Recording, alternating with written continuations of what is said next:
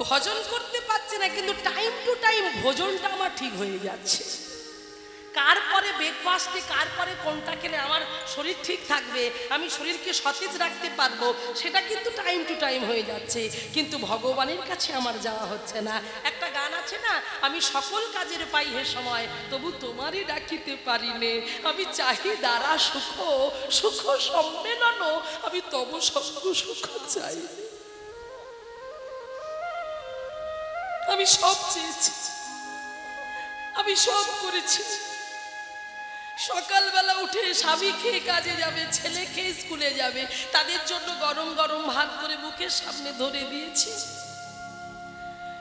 নিজেরা সেই ফাঁকে খেয়ে নিয়েছি। দুপুরবেলা রান্না বান্না করে রেডি করে রাখছি, আবার বৈকালবেলা রান্না বান্না তৈরি করে রেখে দিচ্ছি, সিরিয়াল দেখতে হবে। তাহলে আমি ভগবানের কাছে যাব কখন? তার কাছে আমার যাবার সময় হচ্ছে না। কিন্তু কথা দিয়েছি যে কৃষ্ণ ভজনের জন্য আমি পৃথিবীর বুকে এসেছি। তাহলে কৃষ্ণ ভজন করতে এসে, হরি ভজন করতে এসে তাকে দেওয়া কথাটা আমরা রাখতে পারছি কই? আমরা তো রাখতে পারছি না। মায়েরা, এই জগতে সংসারে জানবেন যাদের জন্য করছে না, সব ভুয়ো, সব অনিত্য, অনিত্য অনিত্য, কিচ্ছু থাকবে না। নিত্য হলো আমার রাধা গোবিন্দ, আমার ভগবান। বুঝতে পেরেছেন? এই জগতে সংসারে আপন বলে যদি কেউ থেকে থাকে, উনি হলেন আপন। এই জগতে সংসারে কেউ তোমার আপন নয়, এটা সব সময় মাথায় রাখবে। কারণ আমরা এটা ভুলে যাই বলেই বারবার মায়ার জালে আমাদের আবদ্ধ হতে হয়, বারবার মায়ার জালে পড়তে হয়। সেই জন্যই তো ভক্তিবিনোদ ঠাকুর জগৎকে জানিয়ে দিয়ে গেল, জগৎকে শিক্ষা দিয়ে গেল যে একবার ভেবে দেখো, ৮০ লক্ষ জনই ভ্রমণ করেন, সাধের দুর্লভ দেহটা পেয়েছ, সেই দুর্লভ দেহটা পেয়ে তোমরা কাকে ভুলে যাচ্ছ? কার সঙ্গে চালাকি করছো? কার সঙ্গে চালাকি? পরে বুঝবে চালাকি। মনে নাই সেই দিনের কথা? একটু ভেবে দেখো তো, একটু চিন্তা করে দেখো তো। ভক্তিবিনোদ ঠাকুর, যিনি উড়িষ্যার ডিস্ট্রিক্ট ম্যাজিস্ট্রেট ছিলেন, সেই ভক্তিবিনোদ ঠাকুর আজকে লিখছেন, যিনি ভক্তি সিদ্ধান্ত সরস্বতী গোস্বামী প্রভুপাদের বাবা ভক্তিবিনোদ ঠাকুর, সেই ভক্তিবিনোদ ঠাকুর আজকে তিনি লিখছেন, জগৎকে দিয়ে গেলেন এমন এমন কিছু মূল্যবান সম্পদ দিয়ে গেলেন। হ্যাঁ, তিনি এত পদাবলী লিখে গেছেন, জগৎ জীবের জন্য তিনি দিয়ে গেলেন উপহার। যেখানে বলছে, ভুলিয়া তোমারে সঙ্গে সরে আসিয়া, পেনা নাবিধ ব্যথা, ভুলিয়া তোমারে সংসারে আসিয়া, পেনা নাবিধ ব্যথা, ভুলিয়া তোমারে সংসারে আসিয়া,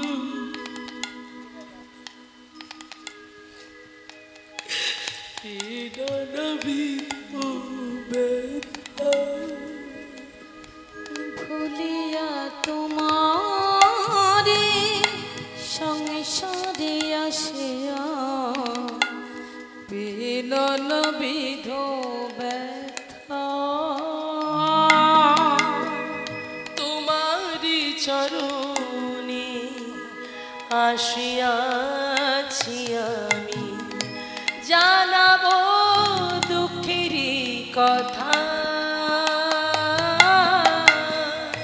ভুলিয়া তোমারে সংসারে আসিয়া, পেনা নাবিধ ব্যথা।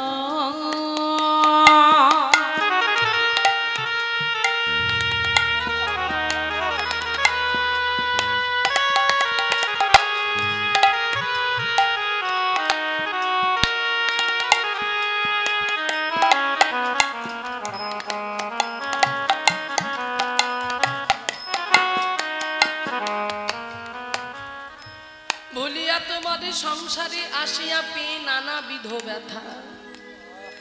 যখন আমরা তোমাকে ভুলে সংসার করতে এলাম তখনই পেলাম নানাবিধ ব্যথা, তখনই জ্বালা যন্ত্রণা ব্যথা বেদনা চাওয়া পাওয়া এসে আমায় আস্তে পিষ্টে জড়িয়ে ধরলো। আমি তার বাঁধন থেকে কিছুতেই পালাতে পারছি না। কি করে পালাবো? তুমি যাকে ভালোবাসার কথা তুমি তাকে ভালোবাসোনি, তুমি সংসারকে ভালোবেসেছো। যারা তোমায় কষ্ট দেবে, যারা তোমায় ব্যথা দেবে, যারা তোমায় বেদনা দেবে, তুমি তাকে ভালোবেসেছো। যার কাছে গেলে তুমি চির শান্তি পাবে, যার কাছে গেলে তুমি আনন্দ পাবে, যার কাছে গেলে তুমি আনন্দের ভেলায় ভাসতে পারবে, সেই আনন্দময়ের কাছে তুমি যাওনি। তুমি কি করে ভাবছো তুমি শান্তিতে থাকবে? তুমি কি করে ভাবছো তুমি ভালো থাকবে?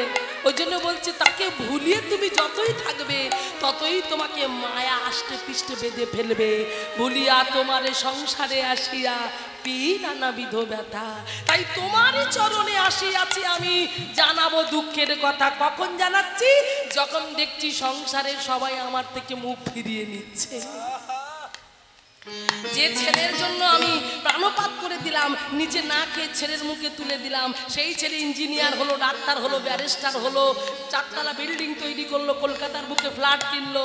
সেই ছেলে বউ নিয়ে এলো, পর করে দিল বুড়ো বাবা মাকে, মুখ ফিরিয়ে নিল।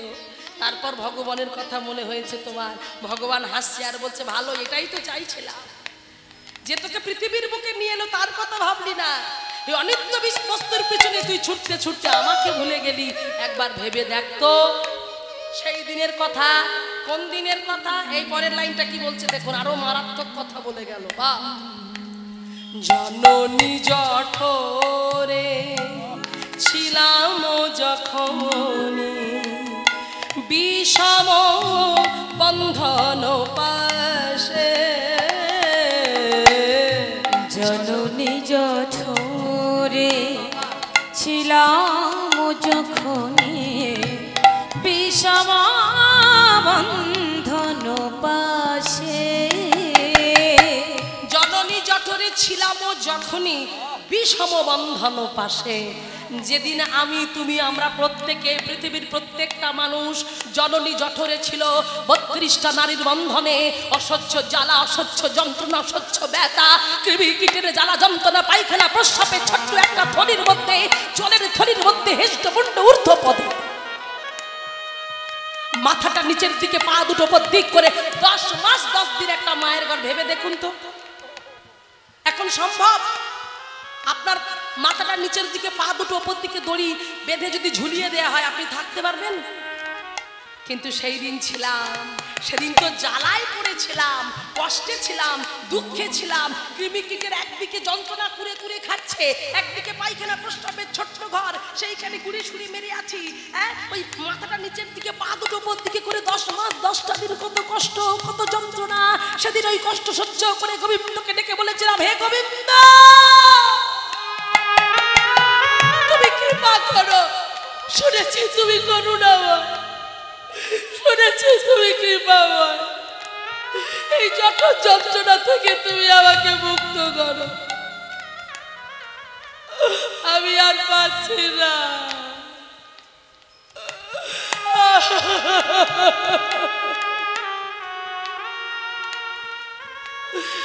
এই জ্বালা সহ্য করতে পারছি না, তুমি কৃপা করে এসে আমাকে মুক্ত করো।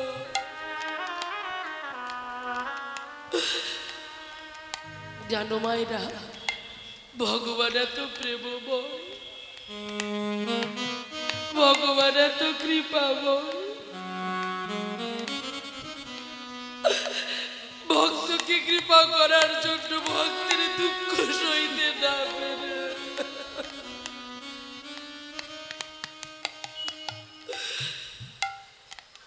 গর্বের কাছে এসে বলেছিল, ওরে কলির জি, আমি তোকে মুক্ত করব, তবে কথা দে ধরার বুকে আমাকে, পৃথিবীর বুকে এসে তোরা আমাকে ভুলে যাবি না তো? সেদিন ভগবানকে বলেছিলাম, প্রভু তোমাকে ভুলবো না, আমি তোমার গুণকীর্তন করব, তোমার নামের মধ্যে থাকবো। তাই যেদিন পৃথিবীর বুকে বুকে এলাম, যেই পৃথিবীর বুকে এলাম তখনও ভগবান আমার পাশেই ছিল। ভাবছি একবার বুঝি আমায় ডাকে, একবার বুঝি আমায় ডাকে। কিন্তু মা যেই কোলে তুলে নিল ওই মায়ায় আমায় ঘিরে ফেললো। বাবা মা ভাই বোন আত্মীয় পরিজন বন্ধু বান্ধব সবার ভালোবাসায় আমি আষ্টে পৃষ্ঠে বাধা পড়ে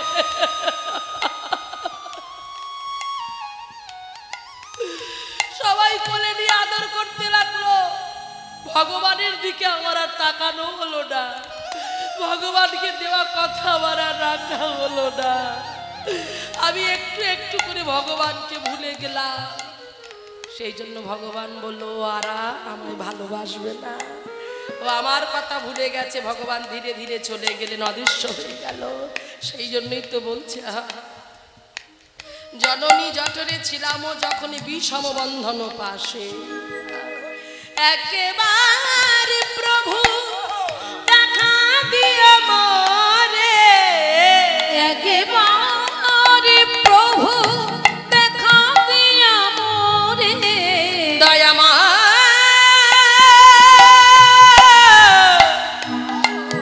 কৃপামা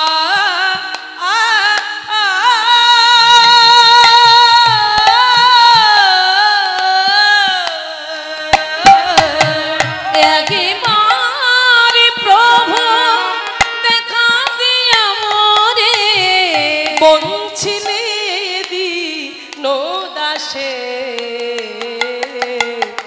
বঞ্চিলে দিনো দাসে ভুলিয়া তোমারি সংসারে আসিয়া পেন নাবিধ ব্যথা, ভুলিয়া তোমারি সংসারে আসিয়া পেন নাবিধ ব্যথা, নাবিধ ব্যথা, পেনা নাবিধ ব্যথা, পেনা নাবিধ ব্যথা, পেনা নাবিধ ব্যথা।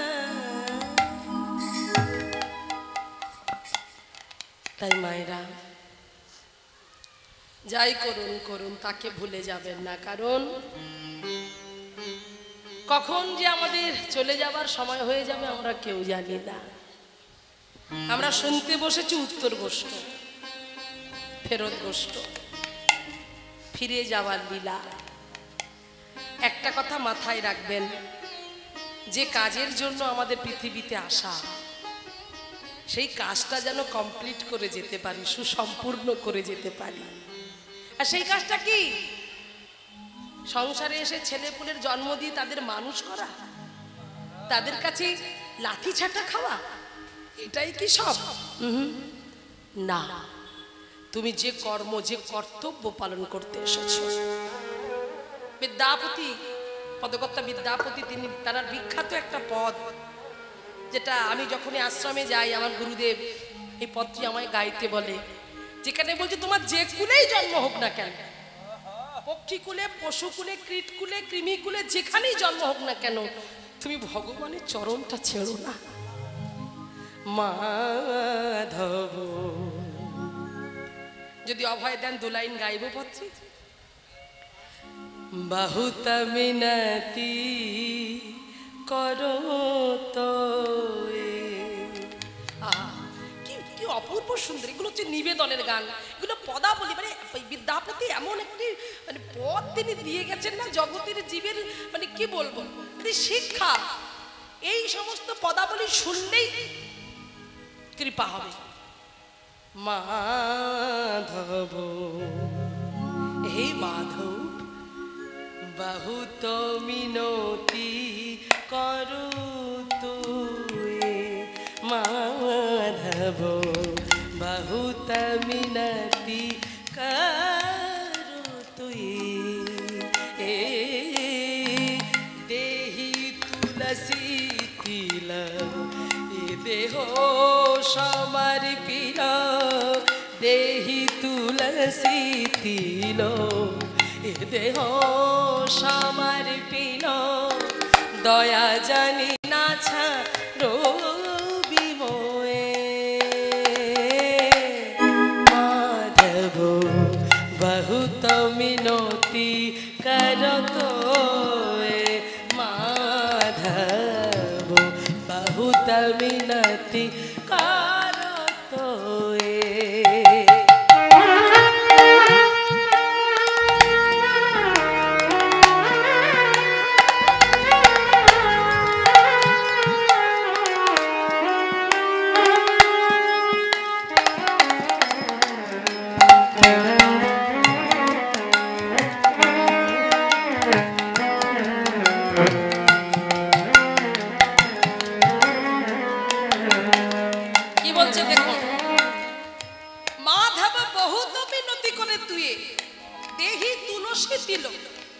আমার এই দেহ সমর্পিত আমার দেহটাকে আমি তীর তুলসী দিয়ে তোমার চরণে সমর্পণ করে দেব কিন্তু তুমি তোমার দয়া থেকে আমাকে বঞ্চিত করো না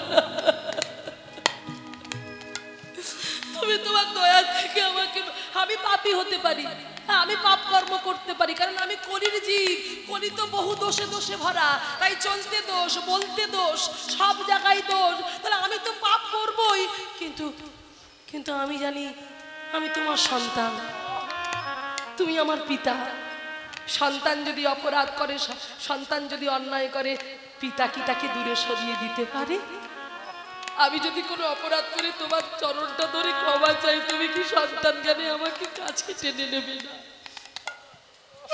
তাই দয়া জানি না ছাড়ো বিমল এর পরের লাইনটা কি বলছে দেখুন গণইতে দোষ গুণ লেশ না পাবি তুহু যাব করবি বিচার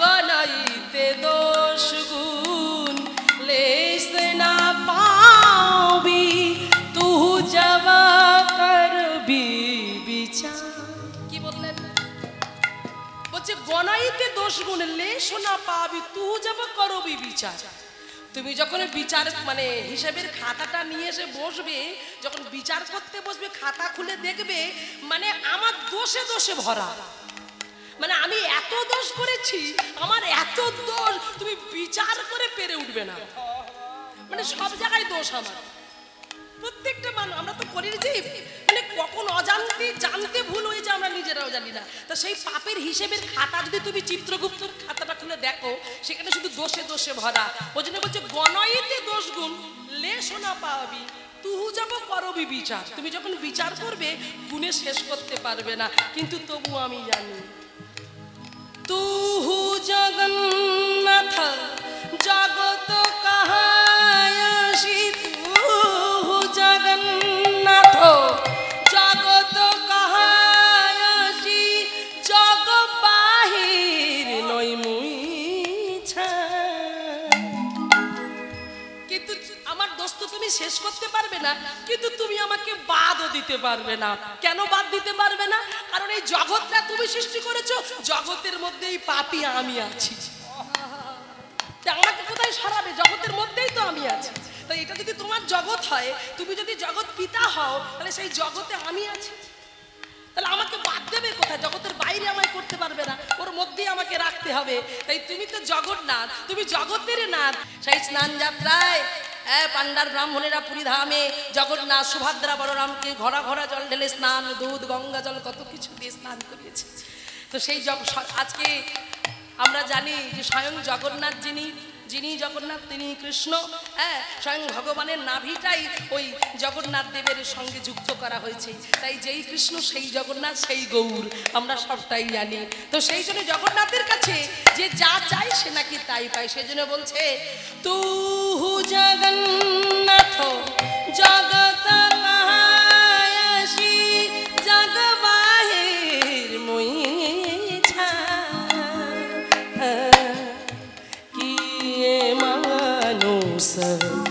পশু পক্ষী জনমিয়ে অথবা কীট পতঙ্গ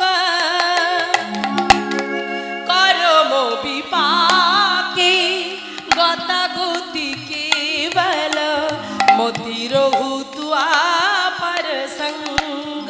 কি বললাম? কি এ মানুষ পশু পক্ষী জনমীয় অথবা কীট পতঙ্গ করমবি পাকে গতাগতি কেবল মতি রহু তুয়া পর সঙ্গ। আমার যে কুলেই আসুক না কেন, যে কর্মফলে আমি যে জড়িতে আসি না কেন, যেখানেই আসি না কেন, যেন তোমার চরণটা আমি ছেড়ে নিই। হ্যাঁ, ভনয়ে বিদ্যাপতি অতিশয় কাতর তরাইতেই ভব সিন্ধু তুয়া পদ পল্লব করিয়া বলাবন তিল এক দেহ তিল বন্ধু তিল এক দেহ তিল বন্ধু তিল এক দেহ তিল বন্ধু। মাধব বহুত বিনতি করত নিতাই গৌর হরি মিনতি করত মাধব বহুত মিনতি করত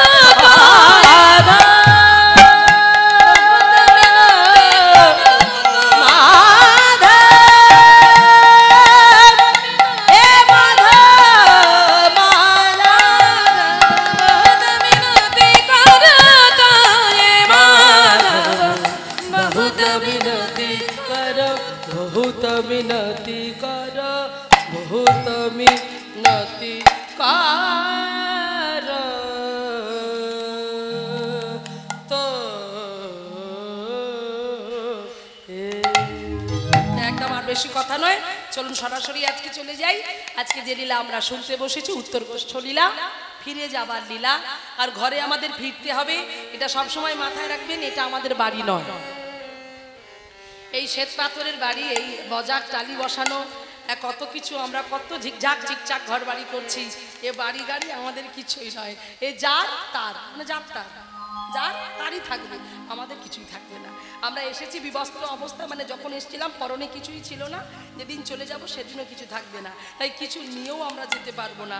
এটা যারই তারই থাকবে, ভগবান যে পৃথিবীর তারই থাকবে। আর আমাদের চলে যেতে হবে কোথায় না, আপন ঘরে ফিরতে হবে, সেটা হচ্ছে ভগবানের ঘর। সেই ঘরে ফিরবো কি করে, সেটা নিয়েই আজকে লীলা, উত্তর গোষ্ঠ লীলা। প্রতি বছর আপনারা সেই লীলা শোনেন, আজকে এই লীলার দায়িত্ব আমার উপরে পড়েছে। জানি না কতটুকু গাইতে পারবো, আপনারা আশীর্বাদ করুন, আপনাদের চরণ ধরে শির ধার্য করে নিতাই চাঁদ যেন কৃপা করেন, রাধা রানী যেন আমার মদন দিয়ে হরি কথা কৃষ্ণ কথা স্মরণ করিয়ে নেয়। হলুধ্বনি নিতাই গৌর প্রেমানন্দ একবার হরি বল হরি বল। চলুন আমরা শ্রবণ করি গৌরচন্দ্রিকা। মহাপ্রভুর ভাবটি কেমন ছিল, তিনি কেমন ভাবে মায়ের কোল থেকে সকালবেলা বেরোলেন খেলা করতে ভক্তগণকে সঙ্গে নিয়ে, সেটাই আজকে আমরা শ্রবণ করব। চলুন আমরা আস্বাদন করি, হরি বল। রাখলো ইমাম না না না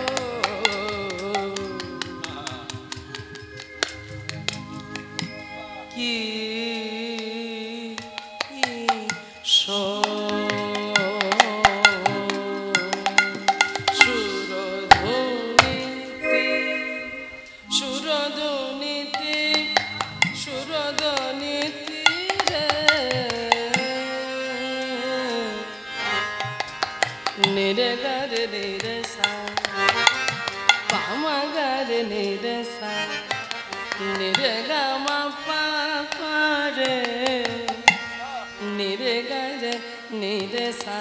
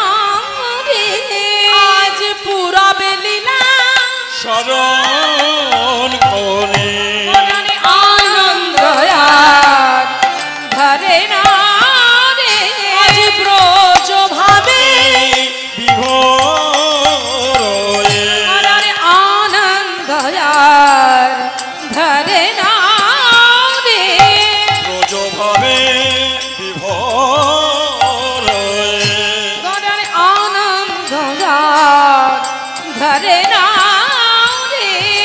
পুরব লীলা স্মরণ করে আনন্দ ধরে না রে ব্রজ লীলা স্মরণ করে আনন্দ ধরে দেখো না ভাবে উদয় হলো আনন্দ ধরে না লীলা স্মরণ করে আনন্দ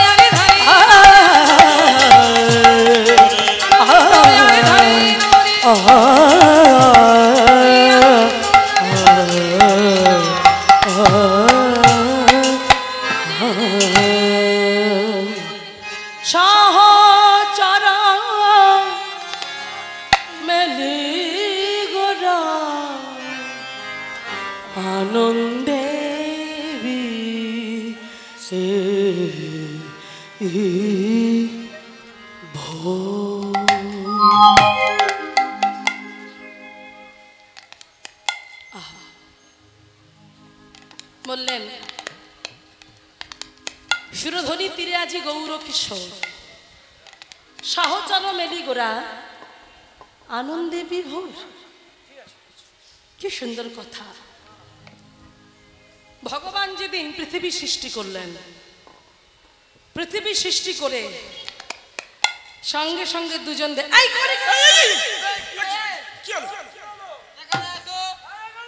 এখানে এসো, এখানে এসো। না না, আপনারা বসুন বসুন, ভগবান ডাকছে, বসুন। আস্তে আস্তে। ভগবান পৃথিবী, বললাম না ভগবান পৃথিবী সৃষ্টি করেছে, পৃথিবী সৃষ্টি করে দুজন দেবতাকে ডাকলো। হ্যাঁ, এই তোমার নাম কি? তোমার নাম কি? সীমা। তোমার নাম নয়, ভগবান বলছে দেবতাকে তোমার নাম কি? বললো আমার নাম সূর্য। ও তোমার নাম সূর্য? এদিকে এসো, তোমার একটা কাজ আছে।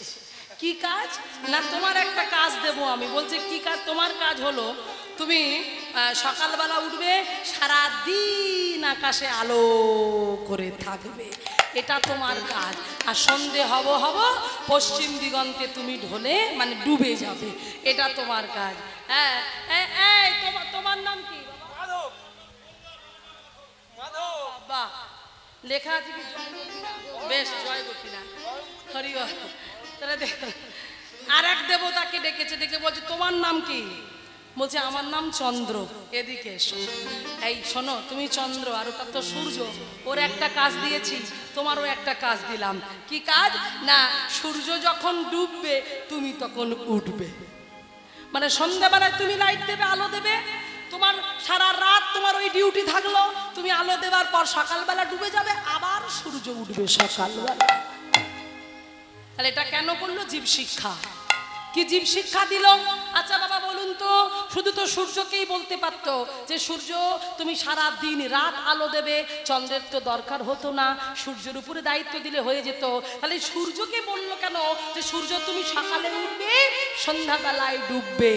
তার মানে এখানে জগৎকে শিক্ষা দিল সূর্যের যেমন ওঠা আছে ডোবা আছে, তেমন পার্থিব জগতে আমাদের জীবন সূর্য ওঠা আছে, আমাদের জীবন সূর্য ডোবাও আছে। নিতাই গৌর প্রেমানন্দ, হরি বল হরি বল। অনেক খেলেছো, সবাইকে নিয়ে অনেক খেলাও করেছো, এইবার খেলা সাঙ্গ করতে হবে। কারণ সকালবেলা মানে হলো প্রত্যেকটা জীবের বাল্যকাল, ছেলেবেলা, এদের বেলা। এই শিশুকাল হলো সকালবেলা, এরপরে ধীরে ধীরে বেলা বাড়ছে। যে বেলায় আপনারা সূর্য পূজা করলেন, কি বেলা ছিল? দুপুরবেলা। দুপুরবেলা বেলা মানে হলো প্রত্যেকটা জীবের যৌবন বেলা, ওই বেলাটা দুপুরবেলা। এবার ধীরে ধীরে বেলা পড়ছে, মানে এখন যে বেলাটা এটা হচ্ছে সময়কালীন লীলা। ঠিক লীলা হয়েছে উত্তরগোষ্ঠ, মানে এই সন্ধ্যেকালীনটা হলো বার্ধক্যের কোলে ঢলে পড়া। হ্যাঁ, তাহলে একটু একটু একটু করে বেলা বাড়ছে। এখন আমার মায়েদের বাবাদের কখন যে মাথার চুলগুলো পেকে গেল, কখন দাঁতগুলো পড়ে গেল বুঝতেই পারলো না। তার মানে ভগবান সিগন্যাল দিচ্ছে এবার ব্যাগ গোছাও, এবার লাগেজ গোছাও, এবার তোমার চলে যাবার সময় হলো। আর নয়, এবার রেডি হও। সেই জন্য বলছে, হ্যাঁ হরি বল হরি বল। ঠিক যেমন করে লালা বাবু একটা কথাই জীবনের পরিবর্তন ঘটেছিল। বাবুজি বেলা যে যায়, বাসনায় আগুন দেবে না, একটা কথা। ওই ধোপার মেয়েটা যখন বলেছিল বাবুজি বেলা যে যায় বাসনায় আগুন দেবে, মানে কলা বাসনায় আগুন দিতে বলেছিল, কিন্তু লালা বাবু শুনেছিল বাসনায় আগুন দিতে বলেছে। ওই একটা কথাই জীবনের চৈতন্য ঘটলো। লালা বাবু জমিদারি ছেড়ে নিষ্কিঞ্চন ভিখারি হয়ে বৃন্দাবনের কাঙাল হয়ে পথে পথে ভিক্ষা করতে লাগলো। তাহলে ভেবে দেখো বাবা, কার জীবনে কখন কি ঘটবে আমরা কেউ জানি না। সেই জন্য এখন থেকে সাবধান হও, শুধুমাত্র হরি নামকে আশ্রয় করো, কৃষ্ণ নামকে আশ্রয় করো। কৃষ্ণ নাম ছাড়া কলিজীবের কোনো গতি নাই, কোনো গতি নাই, কোনো গতি নাই। সেই জন্য আজ মহাপ্রভু সকালবেলা মায়ের চরণে প্রণাম করে বলছে, মা আমাকে বিদায় দাও। যেই বলেছে বিদায় দাও, মায়ের বুকটা কেঁপে উঠল। নিমাই, নিমাই তুই কি বললি বাবা? বিদায় দাও মানে? তুই জানিস না তুই আমার একমাত্র শিবরাত্রির সন্তে, তুই একমাত্র আমার নয়নের মণি, তুই বিদায় চাইছিস? সবাই আমাকে ছেড়ে চলে গেছে, আমার 8টা কন্যা সন্তান আমাকে ছেড়ে চলে গেছে, তোর দাদা বিশ্বরূপ আমাকে চিরতরের মতো আমাকে কাঁদিয়ে চলে গেছে, সবাই আমাকে ছেড়ে চলে গেছে, তুই আমার একমাত্র ভরসা, একমাত্র নয়নের মণি, তুইও চলে যাবি? না মা না, আমি ওভাবে বলতে চাইনি। ওমা আমি খেলতে যাব, সেই জন্য তোমার কাছে বিদায় চাইতে এসেছি। খেলা? হ্যাঁ মা, আমার খেলা খেলতে ভালো লাগে, আমার হরিনামের খেলা খেলতে বড় ভালো লাগে। হরিনামের খেলা? হ্যাঁ আমি খেলতে যাব, আমি সকল ভক্তবৃন্দকে সঙ্গে নিয়ে আমি হরিনামের খেলা খেলবো, তুমি আমাকে যেতে দাও মা, আমাকে যেতে দাও। তাই মায়ের চরণে প্রণাম করলো, আর যেই সচী মা তার চরণে প্রণাম করলো। মা ছেলের হাতটা ধরে বলছে, খোকা যাবি যা, কিন্তু কথা দে সন্ধ্যার আগেই তুই বাড়ি ফিরে আসবি। বল বল আমায় কথা দে, তুই ফিরে আসবি? বলল, বা আমি কথা দিলাম সন্ধ্যার আগে আমি তোমার কোলে ফিরে আসবো, এখন আমায় অনুমতি দাও। জগৎকে জানিয়ে দিয়ে গেল। দেখো ভগবান হয়ে স্বয়ং মহাপ্রভু জগৎকে জানাচ্ছে, সকালবেলা মায়ের চরণে প্রণাম করে খেলতে যাবে। কিসের খেলা? হরিনামের খেলা খেলবে। যে খেলায় কোনো দুঃখ নেই, যে খেলায় কোনো কষ্ট নেই, যে খেলায় আছে শুধু আনন্দ আনন্দ আনন্দ। ও মা, এমন খেলা যে খেলা খেলতে খেলতে কত পিতা পুত্রের চরণ ধরে কাঁদে। এমন খেলা, সেই খেলা খেলবে বলে মহাপ্রভু আমার ভক্তগণের সঙ্গে খেলবে বলে মায়ের চরণে প্রণাম করে ছুটতে ছুটতে চলেছে সুরধনির তীরে, নিরালো করে আজ খেলা করছে। কেমন খেলা? আহা, খেলায় বিনোদ খেলা, আমার ঘোরাব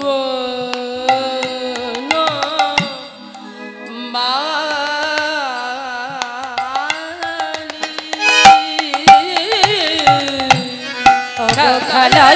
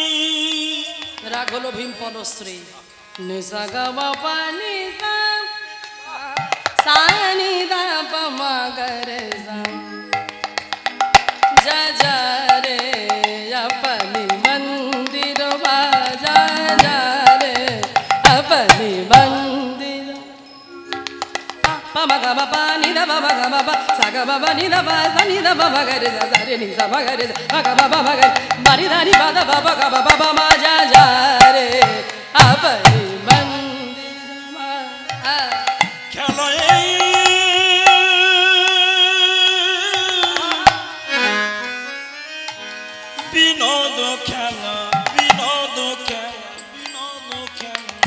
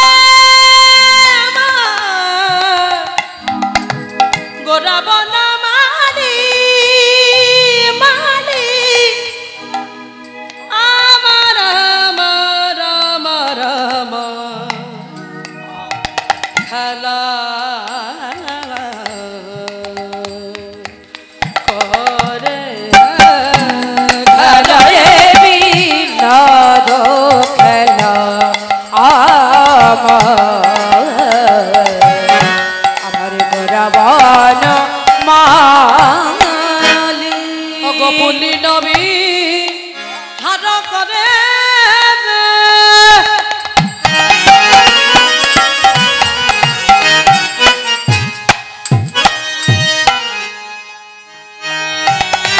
যত কত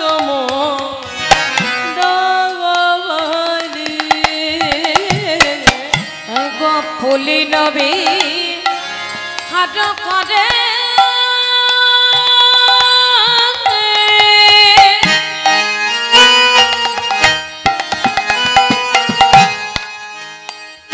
যত ভক্ত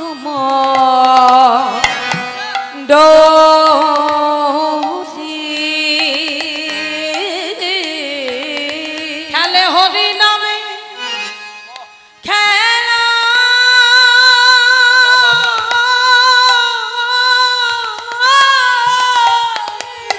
খেলে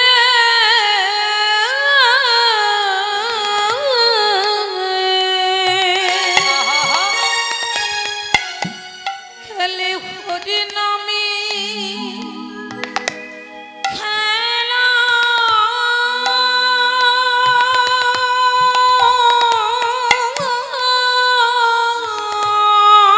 ওগো খেলছে হরি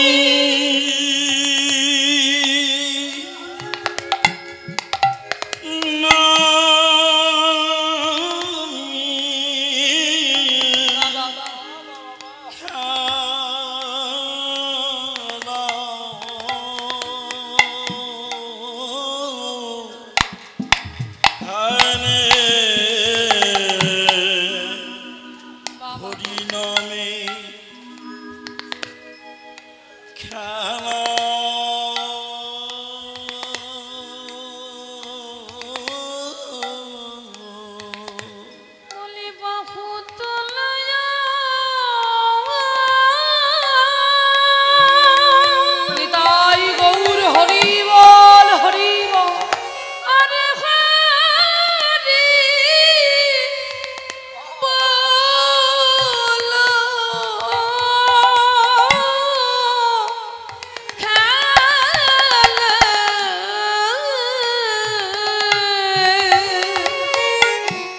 খেলে হরি নামে খেলা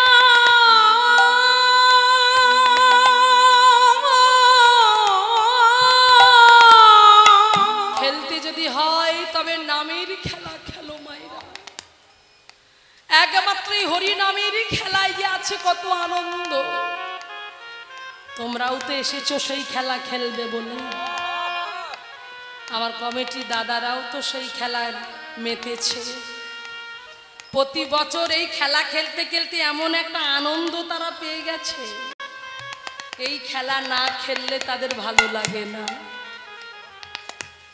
তাই এই প্রতি বছর এই দিনটা ধার্য করে তারা নামের খেলা করে এই নামের খেলা যারা করে জানে নামের খেলায় কত আনন্দ আছে শুধু তো আনন্দ নয় কত পিতা ধরে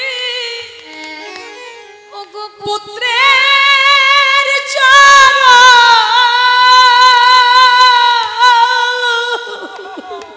কত পিতা ধরে হরি বল, হরি বল।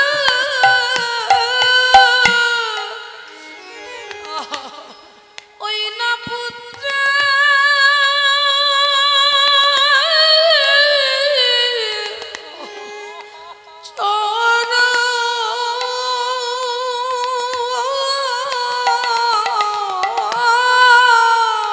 এই হরি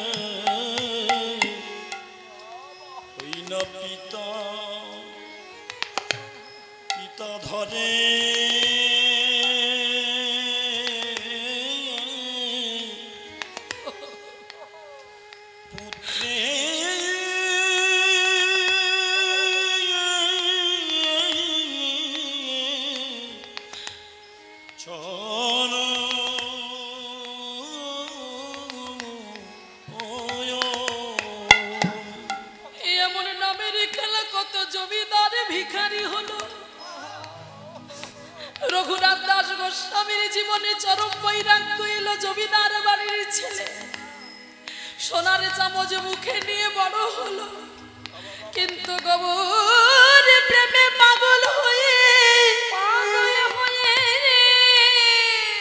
পুরীর টেনে যে সমস্ত পচা অন্ন ফেলে দিত, সেইখান থেকে অন্ন তুলে রাজার জমিদারের ছেলে হয়ে সেই ছেলে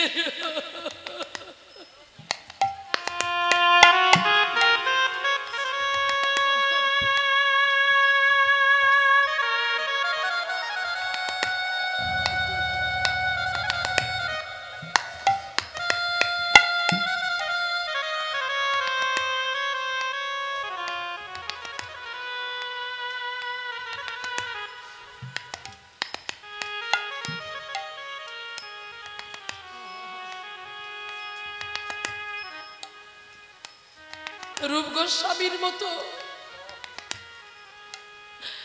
হোসেন শাহর আমলে যারা দুই ভাই অর্থমন্ত্রী প্রধানমন্ত্রী ছিল, তাদের তো কোনো অভাব ছিল না বাবা। তারা এই গৌর প্রেমে পাগল হয়ে রাতের অন্ধকারে ছুটতে ছুটতে মহাপ্রভুর চরণটাকে আশ্রয় নিল। আবার সনাতন মুসলমানদের কাছে ছিল বলে দন্তে তৃণ নিয়ে সর্বাঙ্গে কুষ্ঠ হয়ে গেছে। ওই জঙ্গলের পথ দিয়ে যেতে যেতে মহাপ্রভুর চরণে গিয়ে আচারকে পড়তে গিয়েও বলল না, কারণ আমি অস্পৃশ্য, আমি কি করে যাব, এই বোধরা কাজ হতে লাগলো। তখন মহাপ্রভু বুঝতে পেরেছে, ভক্ত, আমি যে ভক্ত ছাড়া কিছু জানি না। ভক্ত আমার প্রাণে ছুটে গিয়ে সনাতনকে জড়িয়ে ধরে কোল দিল। এই মায়েরা, এই নামে প্রেমে যে একবার ডুবেছে সে জানে নামের কত গুণ, নামের কত মাহাত্ম্য। তাই বলছে একবার হরি বলে নয়ন জালে বক্ষ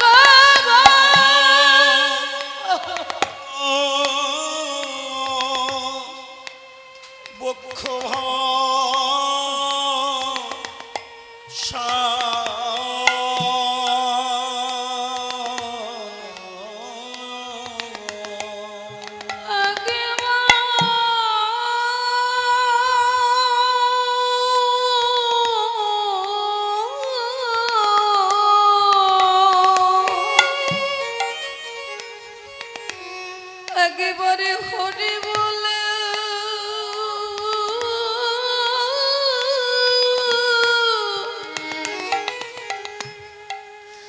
নয়নে জলে বক্ষ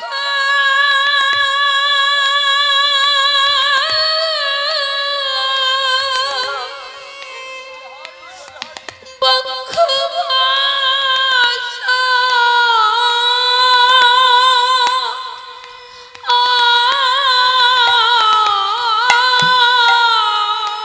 বিষ্ণু পিয়া দেবী সুরধ্বনি গঙ্গায় জলান্তে গিয়ে গৌর হরি রূপে দেখে পাগল হলো। কাকের কলসিটা চলে গেল, মাকে এসে বলছে, মাগো পার্থিব জগতের কলসিটা হারিয়েছে বটে, কিন্তু আমি গৌর প্রেমে পাগল হয়ে গিয়ে নয়ন কুম্ভ দুটি ভরে নিয়ে এসেছে।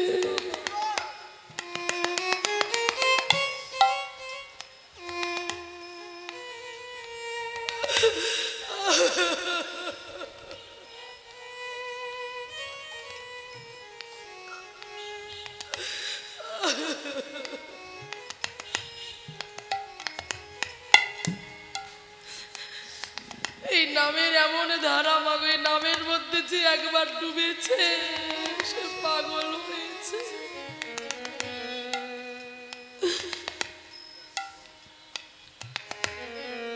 তাই সবার কাছে অনুরোধ, নামকে আশ্রয় করো, নাম ছাড়া কোলে জীবের কোনো গতি না।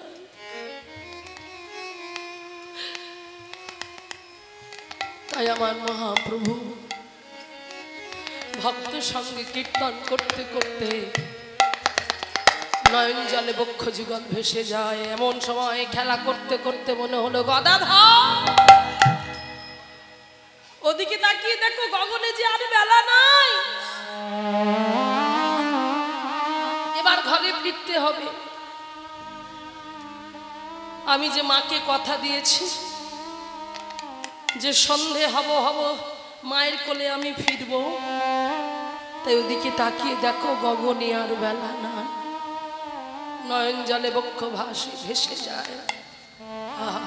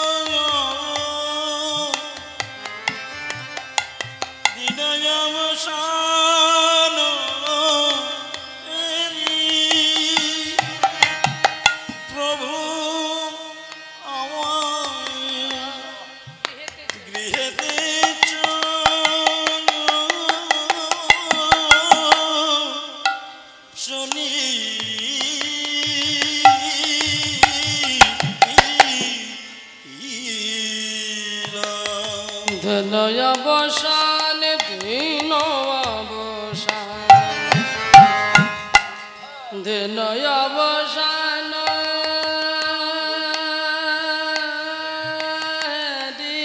সময় অনুযায়ী রাগ, রাগ হলো পূরবী।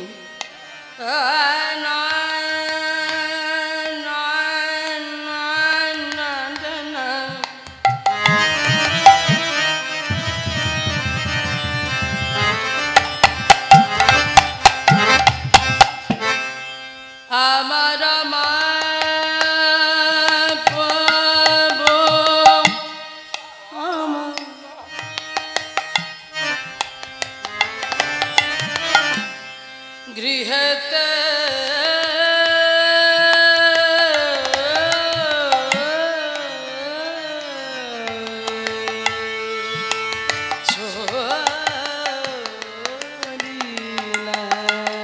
দিন অবসান দিন অবসান দিন অবসান প্রভু প্রভু আমার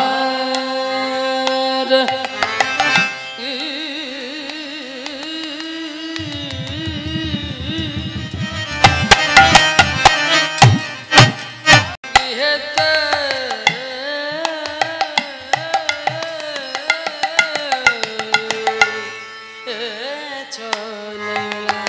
দিন অবসান প্রভু আমার গৃহেতে চলিলা, তাই ছুটতে ছুটতে চলেছে গদাধর। আরে গগনে বেলা নাই, চলো মায়ের কাছে ফিরতে হবে। তাই ছুটতে ছুটতে আসছে, মাকে ডাকছে, মা মা মা গো জননী চরণে আসি।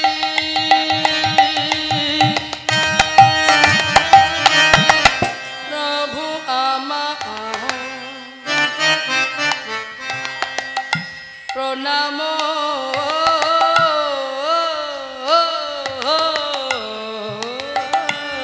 করে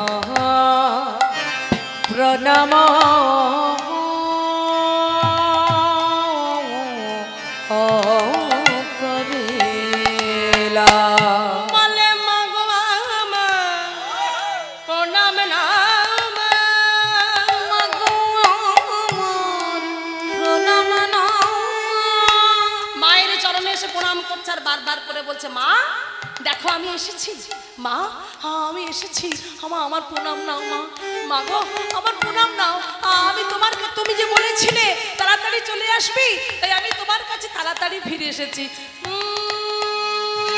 মা গো আমার প্রণাম নাও মা, মা গো আমার প্রণাম নাও মা, আমি তোমার নিমাই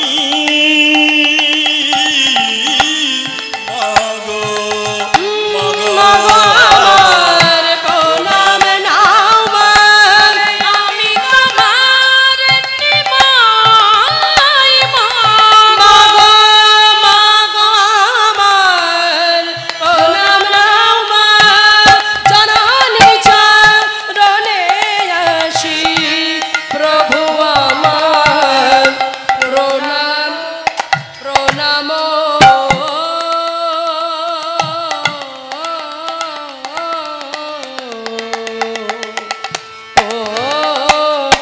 করে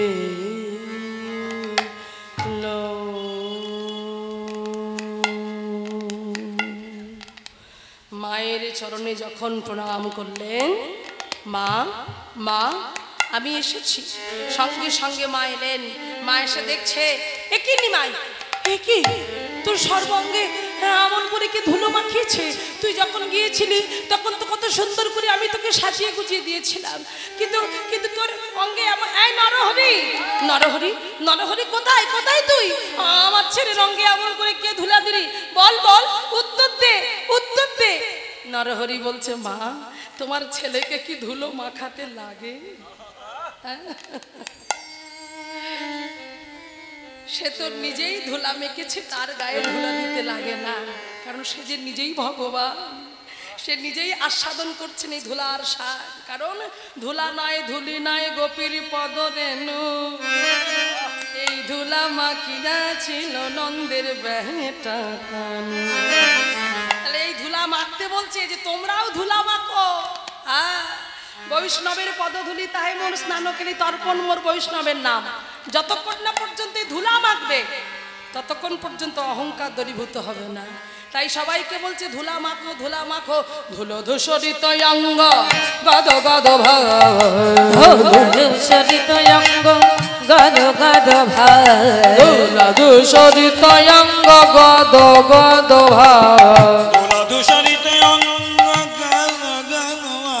দোলা ধূসরিত অঙ্গ ধুলা ধূসরিত অঙ্গ গদ গদ ধূলা ধূসরিত অঙ্গ গদ গদ হে রাধা মোহন কহে রাধা মোহন কহে রাধা মোহন কহে রাধা মোহন কহে কর তোহিয়া কর তোহি হে রাধা মোহন কহে হে রাধা মোহন কহে কর তোহিয়া